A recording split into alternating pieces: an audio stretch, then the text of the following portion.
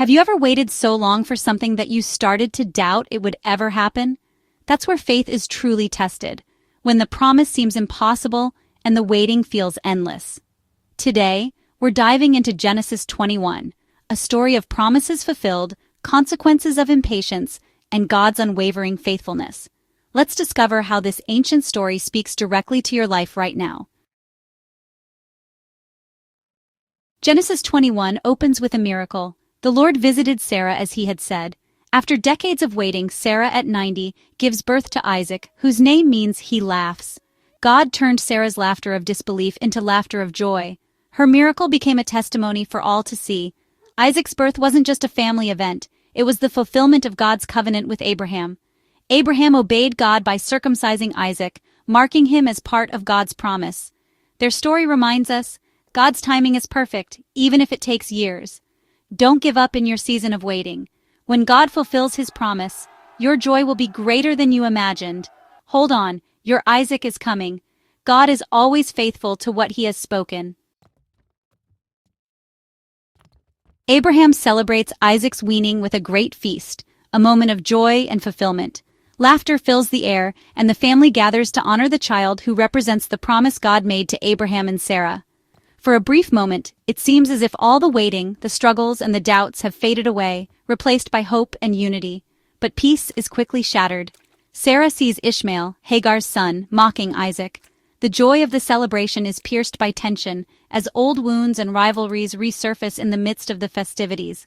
This wasn't innocent teasing. It was a threat to Isaac's place as heir, a reminder of the consequences of trying to help God.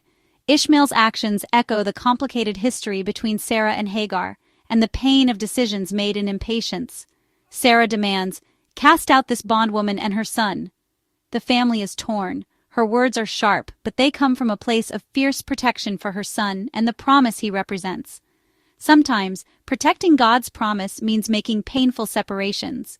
The decision weighs heavily on Abraham and Sarah, as they realize that not everyone can remain on the journey toward God's future. Not every relationship from your past can go with you into the future God has planned. Letting go is never easy, especially when memories and shared history tug at your heart. Sarah recognized that the spirit of bondage couldn't coexist with the spirit of promise. She understood that holding on to the past could jeopardize the future God intended for her family. The battle lines were drawn. One season had to end for another to begin. Sometimes, a new chapter requires the courage to say goodbye to what once was. God's plan often requires us to let go of what threatens our destiny. It's a test of faith, asking us to trust that his promises are worth every sacrifice. Trust him even when it's hard. Even when the path forward is uncertain, remember that God's faithfulness will carry you through every painful separation and into the promise he has prepared. Abraham is heartbroken. His heart aches with a pain only a parent can know, torn between the woman he loves and the son he cherishes.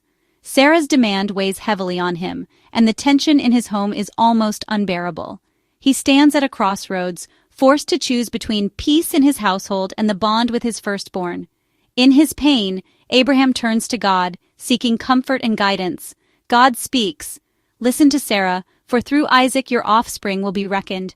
But do not be distressed about the boy or your servant. I will also make Ishmael into a great nation." God's instructions are clear, but his compassion is just as real. Even in moments of loss, his promises remain steadfast. With a heavy heart, Abraham obeys, sending Hagar and Ishmael into the wilderness with only bread and water, trusting God to provide for them in the unknown. It seems harsh, almost unthinkable, but Abraham clings to God's promise to care for those he loves, even when he cannot. Sometimes obedience hurts deeply, and faith means letting go when every instinct wants to hold on.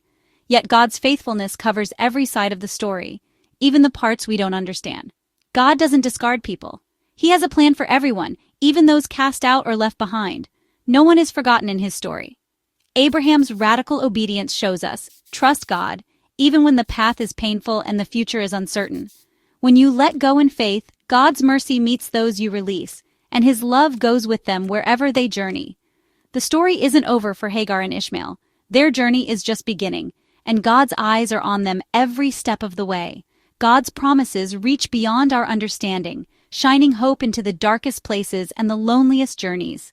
He is faithful to all his word, and his love endures for every generation. Alone in the wilderness, Hagar and Ishmael run out of water. Hagar, desperate, places her son under a shrub and weeps. In her hopelessness, God hears Ishmael's cry. The angel calls, "Fear not, God has heard the boy. Arise, lift him up. I will make him a great nation." God opens Hagar's eyes to a well of water that was there all along.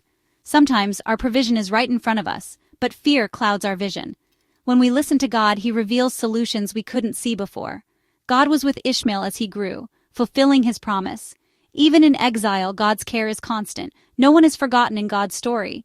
He brings hope to the hopeless.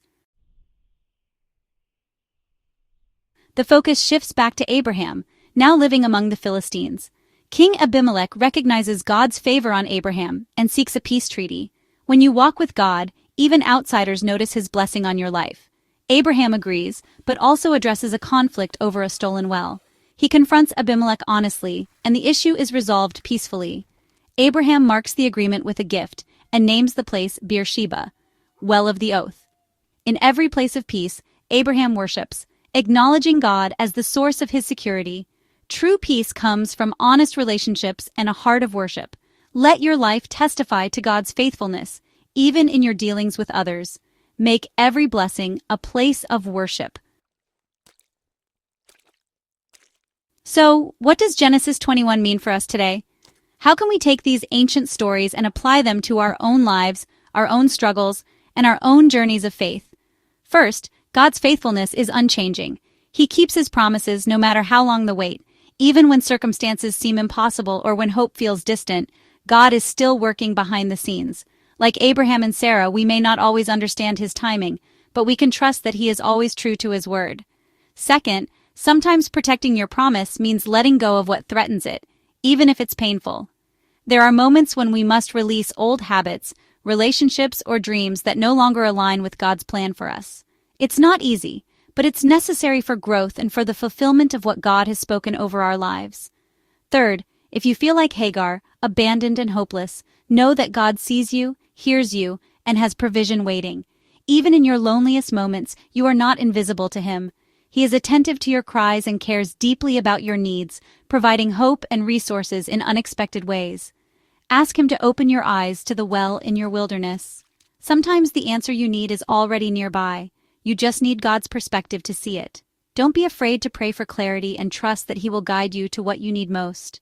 Fourth, live so that others see God's favor on you and use your influence to make peace. Let your actions reflect his love and kindness, and be a source of encouragement and reconciliation wherever you go. Address conflicts honestly, and always turn your blessings into worship. Remember, gratitude and humility open the door for deeper relationships with God and others. God's story isn't just about Abraham and Sarah, it's about you.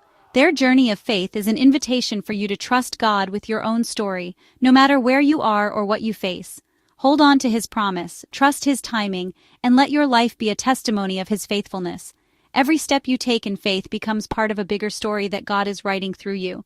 Thank you for joining me today. I hope these lessons from Genesis 21 inspire you to walk boldly in faith and hope. If this encouraged you, share it with someone who needs hope. Remember, God's promises never fail, and his love is always reaching out to you.